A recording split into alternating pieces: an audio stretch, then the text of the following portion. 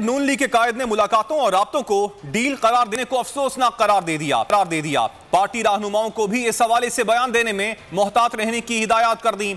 वजीर आजम के खिलाफ बगैर तैयारी तहरीक अदम एतमाद की भी मुखालफत की। अलबत्ता शहबाज शरीफ को मिनी बजट की मंजूरी रोकने के लिए पूरा जोर लगाने का मशवरा दे दिया। मियां साहब ने वतन वापसी के लिए डील की तरदीद कर दी। पार्टी इजलास में राब्तों और मुलाकातों को डील का नाम देने को अफसोसनाक करार दिया। वजीर आजम के खिलाफ बगैर तैयारी के तहरीक अदम एतमाद लाने की भी मुखालफत कर दी। जराये के मुताबिक नवाज शरीफ ने वर्चुअल इजलास में हालिया मुलाकातों और राब्तों से मुतालिक पार्टी रहनुमाओं को एतमाद में लिया। साथ ही हिदायत की कि वतन वापसी और डील के बारे में बयानात में एहतियात बरती जाए। मियां साहब ने जल्द अज जल्द वतन वापसी की ख्वाहिश का भी इजहार किया। शरीफ फैमिली के खिलाफ केसेस की मौजूदा सूरत हाल पर भी तफसीली गुफ्तगू हुई। स्पीकर, चेयरमैन सेनेट और वजीर आजम के खिलाफ अदम एतमाद की तहरीक पर भी इजलास में बात हुई। अलबत्ता नवाज शरीफ ने मुकम्मल होमवर्क के बगैर अदम एतमाद की मुखालफत कर दी। अपोजिशन लीडर को दीगर अपोजिशन जमातों से मिलकर मिनी बजट की मंजूरी रोकने की भी हिदायत की गई।